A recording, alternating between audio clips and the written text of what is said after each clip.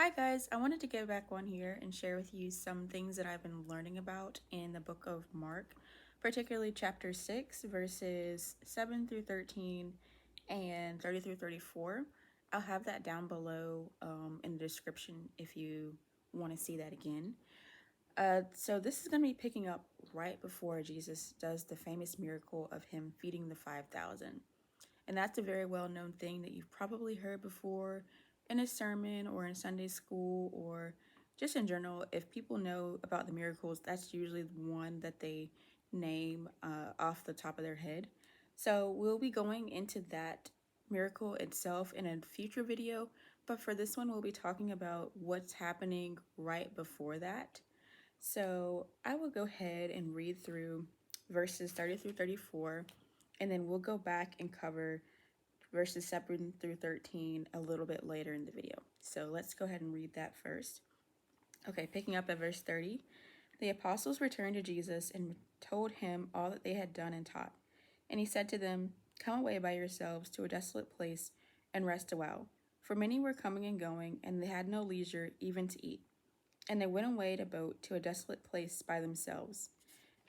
Now many saw them going and recognized them, and they ran there on foot from all the towns and got there ahead of them. When he went ashore, he saw a great crowd, and he had compassion on them, because they were like sheep without a shepherd, and they began to teach them many things." Okay, so I've just read verses 30 through 34. I read that in the ESV. If you have another version that you like to read, I'd recommend reading that as well. I also recommend reading the whole chapter if you can, because there's just a lot of good background that you can get from it as a whole. So if you have some time, definitely do that. Okay, so I wanted to highlight this portion specifically because it's really skipped over, I believe. I don't know that I've ever even noticed that this was happening right before the miracle of the 5,000. Usually we just jump right to the miracle, and this portion is really overlooked. So I just wanted to share a couple of things that I got out of it. And so now we'll back up a little bit to verse 7. Here we see that Jesus has been sending out the 12. He sent them out in twos to go and do all that they had seen him do. So at this point, they had seen Jesus do quite a few miracles, seen him start his ministry, and now Jesus is sending them out to do it all in their own strength now. So that's pretty cool. I think it probably be really nice to have it's one thing to see someone do a great thing, and then another to see that you also have the power to go and do that great thing. So they've been going out and they're doing that great thing, and they've just returned from doing that, and they're telling Jesus all that they've done. So I would liken this to saying you've gone to an amusement park and you did a lot of cool things, and somebody that didn't come with you now wants to know what you did there. And so you're coming back and you're excited and you're just screaming, you're just telling them all the things, all the roller coasters that you rode, all the people that you saw, all the cool things that happened. And Jesus is basically like that mom and that dad who's telling the kids to go to bed. And because we read in verse 31 about how he was telling them to go away to a desolate place and rest for a while. And another thing that's happening, going back a little bit to the background as well, there was a lot of things that they were not able to do while they were out doing ministry. So that's detailed more in verses 7 through 13. They were told not to take anything but a walking stick. So they really had to trust that they were going to have provision of food, money, clothing, and everything else that they're going to need along the way. And they're not even allowed to stay on their own. They're supposed to go and stay with somebody in the place that they're teaching and ministering to for the whole time that they're there. And you can see that in verses 10 and 11. So I, as an introvert, would definitely see that as a very draining thing to be going out and constantly be in a place in a state of work. And when you go and you stay with someone at their house, it's really uh, it's you can't do everything that you usually do in your own space in your own time. You have to abide by the rules that they have in their home, and you don't want to be a nuisance to them. So it kind of puts you a little bit on guard because you can't fully relax and be how you are in your own home, in your own space when you're with people that you're used to being with. So I would see that as a very draining thing. And and that is okay because we see in Ecclesiastes 3 and 1 that there is a time and a place for everything. So in this time and in this place where the disciples were had been sent out to do all that they were doing, that was their time to work. And now Jesus is telling them that it is now a time for rest. So it's important that you know what season that you're in because different seasons are going to be requiring of you different things. So they just came out of a season where they were basically requiring to be around people all the time, really just be on the lookout for all their needs. And now Jesus is pulling them back into another place where they're going to be getting rest, provision, and time alone. And it can be hard to know what season that you're in, and it can also be hard to know when the seasons are beginning to change. So Jesus had started to see that within the disciples that they were burning out. He saw the signs in them. We saw in verse 31 of the latter part of it, for they were coming and going, they had no leisure even to eat. So that is a big sign that this time of rest, this time of work, has to come to an end for some time so they can have a time of rest. So it's really important as you're working, as you're going out doing ministry or just working at your job, going to school, whatever you're doing, that you recognize signs of you needing to come into a different season. You really need to be noticing of that. And it's also important to have somebody around you who can start to point those things out to you. So the disciples had Jesus. Jesus was pointing those signs out to them and saying, hey, you haven't been eating, you have been working a lot, you've been around a lot of people, it's time to rest now. And we don't know that they might not have figured that out for themselves before Jesus pointed that to them. So it's great to have to try to recognize the signs for yourself as much as possible. And it's even better to have somebody around you who's kind of monitoring you and help checking in with you when they start to see signs that maybe you're heading towards a burnout season.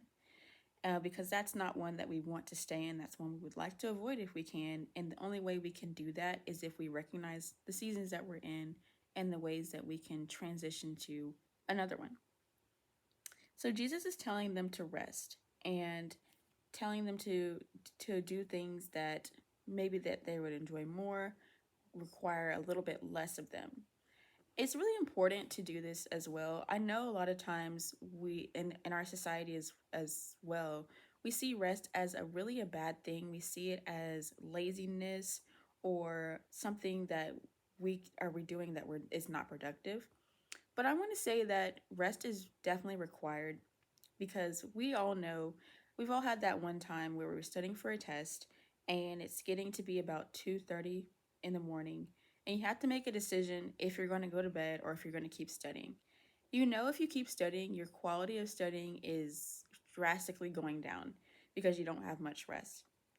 And you know that if you go to bed and possibly get up early, but we all know that that never happens, but we know that going to bed and starting a fresh another day, if possible, is going to make that quality of work a lot better. So Jesus was recognizing that in the disciples and showing them that rest is definitely needed and that they needed to take that time to do it. And it's not a bad thing.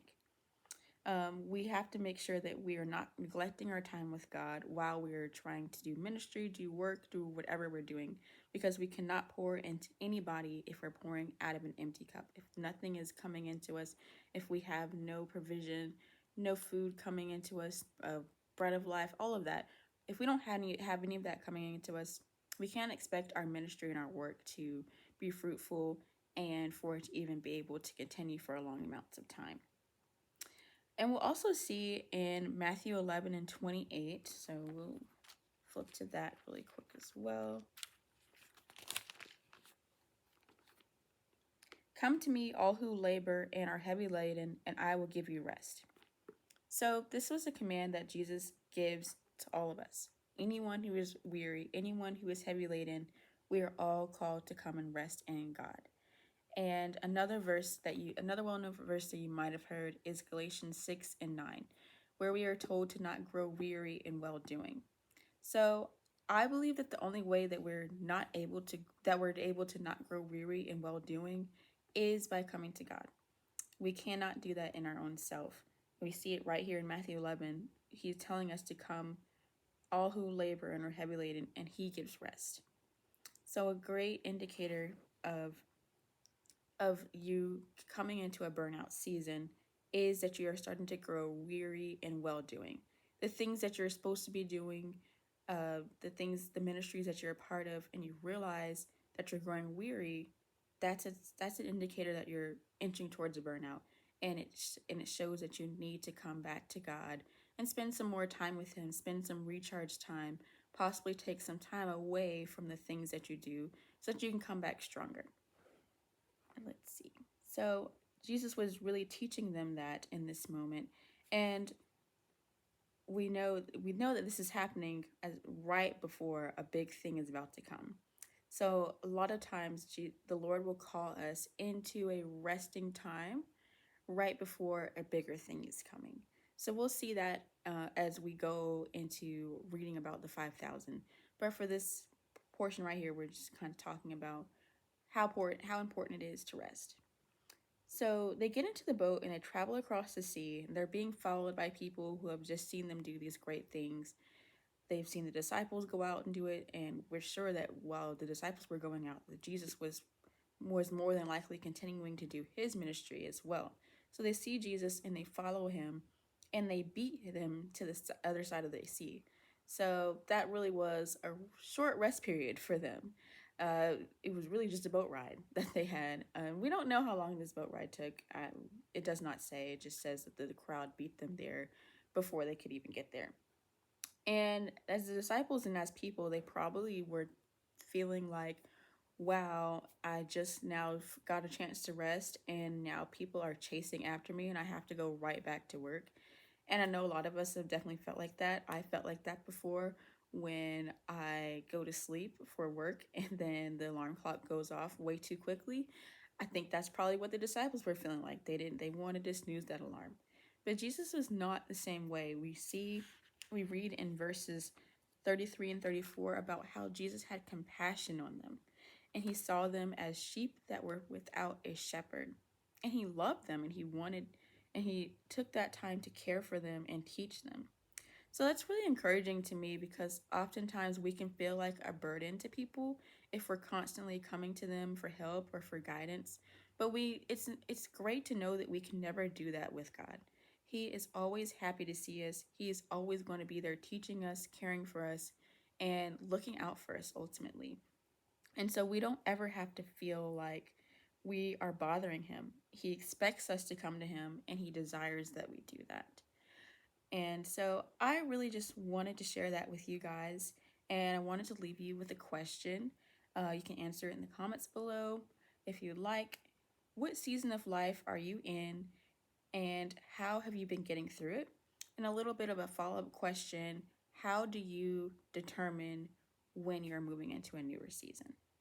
Thank you so much for watching. I really appreciate it. If you have any other comments or things that you would like to share with me, any other topics that you'd like me to cover, please leave it below.